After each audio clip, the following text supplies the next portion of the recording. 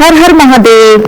तो आज हम सुनेंगे बुधवार की व्रत कथा और साथ में जानेंगे बुधवार व्रत की पूजा विधि और साथ में जानेंगे व्रत में क्या सावधानियां रखें।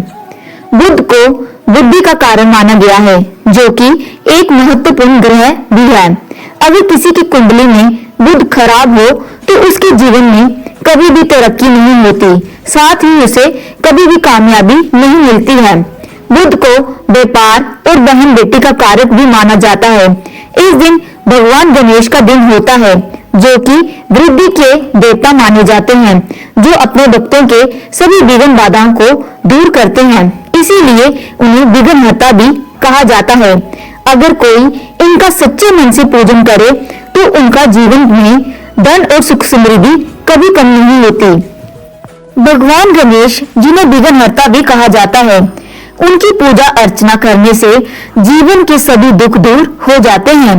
इस दिन व्रत रखने का भी विधान है। अगर कोई इस दिन सच्चे मन से गणेश जी की आराधना करता है, व्रत करता है, तो उसके जीवन में धन और सुख समृद्धि की कमी कभी नहीं होती। इस व्रत की विधि क्या है? व्रत वाले दिन सुबह उठकर स्नान आदि कार्यों से निवृत्त होकर सबसे पहले आप भगवान की प्रतिमा के आगे बैठें। गणेश जी की पूजा करने से पहले व्रत का संकल्प लें, क्योंकि किसी भी पूजा को शुरू करने से पहले संकल्प लेना जरूरी होता है। सबसे पहले एक चौकी लेकर उस पर लाल या पीला कपड़ा बिछाएं। इसके बाद गणेश जी की प्रतिमा को स्थापित करें। कुमकुम, अक्षत, घी और अगरबत्ती से या धूप से गणेश जी की पूजा करें। इसके बाद ओम गण गणपत्याय नमः का जाप करें। बुधवार के व्रत में क्या सावधानियां बरतनी चाहिए? गणेश जी की पूजा में तुलसी का प्रयोग ना करें। गणेश जी की पूजा में टूटे और गीले चावलों का प्रयोग भी नहीं करना चाहिए। तो आइए सुनते हैं पावन और पौराणिक कथा। पौराणिक ग्रंथों में बुधवार के व्रत की कथा कुछ इस प्रकार से है। बहुत समय पहले की बात है कि एक साहूकार का नया विवाह हुआ था। उसकी पत्नी मायके गई हुई थी। नया विवाह था, नई उमंग थी। साहूकार का परिवार भी कुछ खास बड़ा नहीं था। जो रिश्तेदार थे उनके घर से बहुत दूर रहते थे। अब साहूकार को अकेलापन खाया जा रहा था, उससे रहा न गया और साहूकार अपने ससुराल में जा पहुंचा। ससुराल की बड़ी आवभगत हुई, लेकिन ससुराल में तो अपनी पत्नी से खुलकर बात करना, सूरत देखना तक मुश्किल हो रहा था। अगले ही दिन साहूकार ने कह दिया कि विदाई की तैयारी कर लीजिए, हमें निकलना है। अब संयोगवश वे दिन था बुधवार का। सास ससुर ने समझाने का प्रयास किया कि बेटा, आज बुधवार का दिन है, इस दिन बेटी की विदाई नहीं करने का रिवाज है। इस दिन विदाई करना शुभ नहीं माना गया है और यात्रा पर जाना बुधवार के दिन शुभ नहीं माना जाता।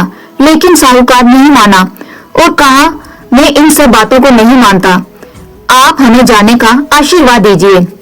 अब अपने दामाद के आगे सास ससुर की कहाँ चलने वाली थी। वे तैयारी करने लग पड़े। बेटी की विदाई उन्होंने कर दी। अब चलते चलते रास्ते में साहूकार की पत्नी को प्यास लगी।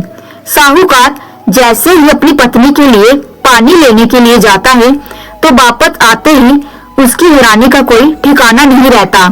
अपने ही हम शक्ल को गाड़ी में पत्नी की बगल में बैठे देखा। उसकी पत्नी भी एक शक्ल के दो व्यक्तियों को देखकर परेशानियों में पड़ गई कि उसका पति कौन सा है।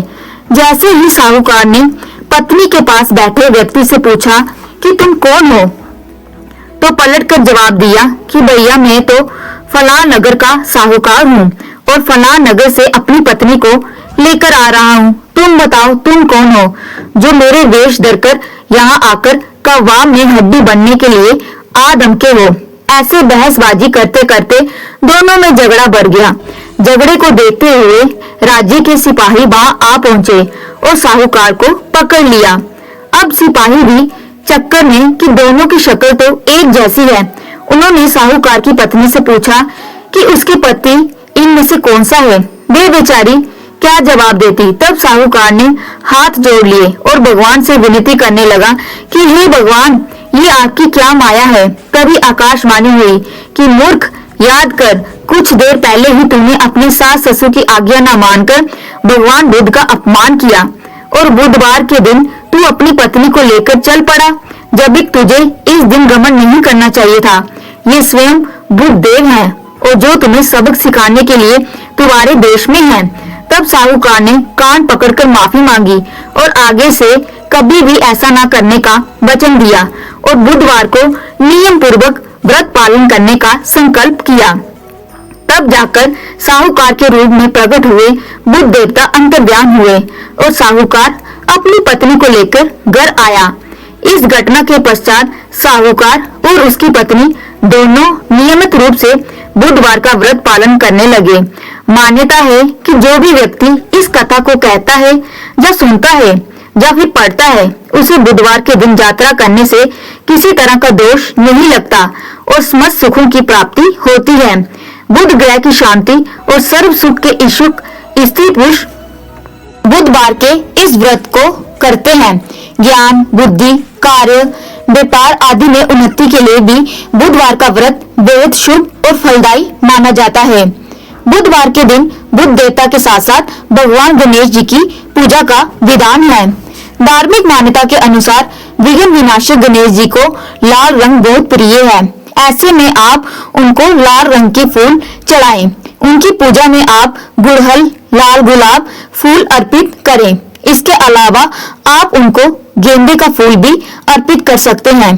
तो ये थी बुधवार की व्रत कथा। हर हर महादेव।